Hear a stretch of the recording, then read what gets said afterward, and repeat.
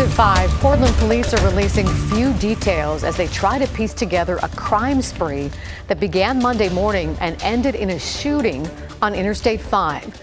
We do have video of what appears to be that shooting, and we warn you, some may find it disturbing. KGW's Pat Doris also talked with a business owner who may have been one of the many crime victims yesterday. Video shot by a passing motorist reveals some of the police activity on Interstate 5 Monday morning as officers tried to stop a man accused of shooting one person and robbing several more.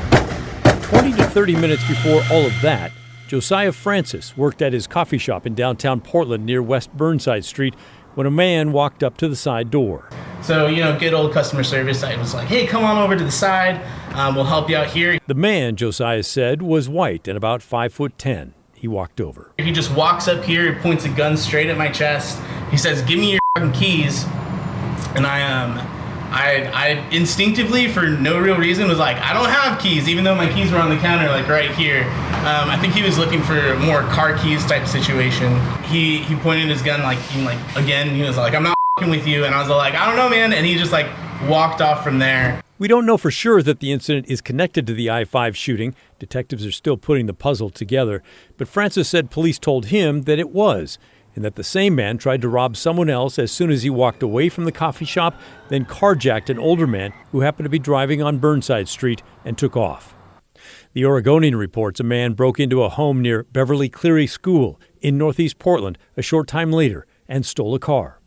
Then shots were fired at the Hyatt Regency in the Lloyd district, where the man may have carjacked another person. The paper reports police tracked the car onto Interstate 5 where it drove south in the northbound lanes, and that the driver apparently tried to carjack yet another car and may have shot and injured a woman before being shot and killed by police.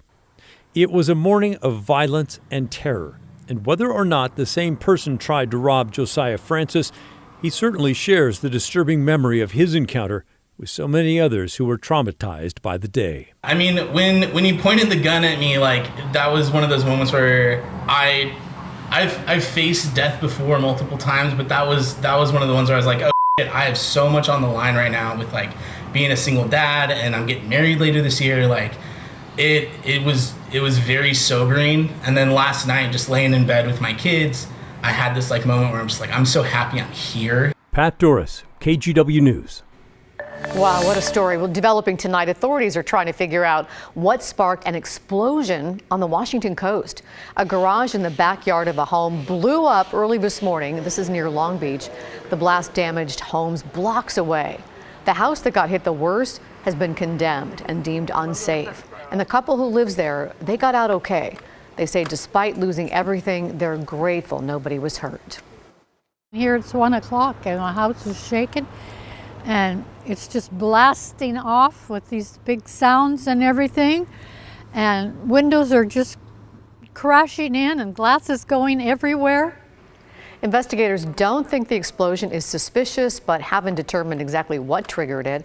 They have ruled out a natural gas leak because there's no available natural gas in the area. New information on an incident that sent Portland's Roosevelt High School into lockdown today. A student allegedly robbed another student with a weapon near the campus in North Portland. Nearby Astor Elementary and George Middle School also went into lockout until the student was located. Nobody was hurt. Now, a lockout means a school's perimeter is secured, but classes continue. A lockdown is when classrooms are locked, lights are out, and teachers and students are hiding. Looking ahead to the story at 6 o'clock in part 2 of our series on teacher burnout. Maggie Vespa's here now. Maggie, tonight's piece focuses on how we turn this around. Yeah, it definitely does. We need to talk about how we're going to fix this, right? Teachers and officials definitely have some ideas, and they note teachers were under immense stress before the pandemic, and now they say it's perhaps worse than ever. And a lot of school districts are severely understaffed. Teachers are burning out as we speak, or already there, and the situation is just frankly not sustainable. So where do we go from here? Our own Christine Pitawanich spoke with educators about potential long and short-term solutions. Reducing the financial barriers that exist so that people can get into education prep programs and graduate without crushing loads of debt. Increasing the supports for our BIPOC educators so that when they graduate and come into our school systems, they don't feel isolated and alone. To that latter point there, state education officials say 40 to 50% of teachers leave the profession in their first 3 to 5 years. And that rate, that 40 to 50%, is higher for teachers of color. And remember, The Story is the show where we answer your viewer questions. So coming up, people wrote in with a lot of questions and comments about what specifically teachers are paid in Oregon and Washington. We'll dive in at 6. This story is so important in so many ways. Absolutely. Thank you, Maggie. Sure. Today, Reynolds Middle School in Fairview started bringing kids back to campus for the first time since before Thanksgiving. The district moved to remote learning on November 22nd because of fights and other behavior issues. A different grade is returning each day this week. The district is also making safety changes, and that includes more campus monitors, mental health staff, and monthly programs to help students work through conflict. Teachers and staff are also taking de-escalation courses and asking parents to have open conversations about social and emotional health at home. Homelessness is a big problem in the city of Salem. Today, city officials, as well as Governor Kate Brown, came together for the opening of a new shelter. Used to be an old motel, and now it will house people 24/7. KGW's Bryant Clerkley is in the newsroom with more on just how many people will be staying at the shelter. Bryant? Hey, Laurel, it's called Arches Inn, and Arches is a local nonprofit, and they bought this hotel, and the first floor is already done, and the second and third floors should be renovated by spring. Now, the first group of people will be moving in.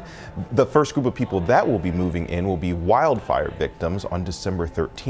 And when it's completely finished, it's expected to house about 100 people.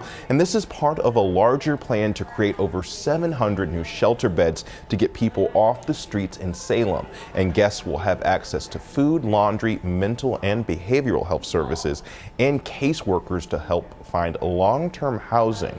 The goal is to keep clients in the shelter for 90 days. And once the wildfire victims have been helped, then people who struggle with chronic homelessness will move in. James Bournes has been living on the streets of Salem for a few years now. He says he wants to get into housing as soon as possible. I have ADD, ADHD, bipolar, and borderline schizophrenic. On top of that, I got ammonia in my lungs, and I also got cancer in my chest surrounding my heart. So getting into a place like this would be more worth my while. And officials say the city of Salem should have over 700 new shelter beds by summer at the latest. And as of now, that first floor of Arches is done. And like I said, the second and third floors should be completely renovated and ready for full use by spring 2022. Laurel. Thank you, Bryant. Oregon's Department of Transportation wants your input on how to spend over $1 billion. The funding will come to the state over the next several years as part of the historic investment in infrastructure passed by Congress. Chris McGinnis explains. We are going to be presenting to you information and background on the IIJA. This is Tuesday's ODOT webinar. It included a varied list of programs slated for a big boost in funding. It'll come from the $1.2 trillion approved by Congress last month as part of the Infrastructure Investment and Jobs Act. This is really the first time we've seen a major investment in the transportation system by the federal government in several decades. ODOT will get $1.2 billion of this money over the next 5 years. A sizable chunk of that is already spoken for to fight climate change, improve safety, expand transit options, and repair bridges. The reality is they're just getting old. The majority of our bridges are over 50 years old, and we're just not able to replace them at the rate we need to. More than 30% of the funds are considered flexible. It's millions of dollars to be spent for projects shelved for years. Fish and wildlife advocates want Kellogg Creek Dam removed in Milwaukee. It's been unused for decades. Previously, the lack of funding has delayed its removal. Our hope is that with these additional funds from the IIJA, ODOT will finally be able to remove this barrier to critical fish habitat and build a safer 9-9E bridge. The mayor of Hood River says the bridge to white salmon needs to be replaced. The bridge is 100 years old and is critical to the regional infrastructure and is at the very end of its useful life. The needs, above and beyond general upkeep and maintenance, are as diverse as Oregon's landscape. ODOT is now giving everyone the chance to weigh in on how to spend this flex funding. A series of online open houses and public comment periods kicked off today and ODOT wants your take. What are the best places to put these dollars that help us achieve the state's transportation goals, help make Oregon a better place, and improve our economy? This comment period is open until December 22nd. ODOT expects to have several more over the next 18 months as they scurry to take advantage of this windfall. Chris McGinnis, KGW News.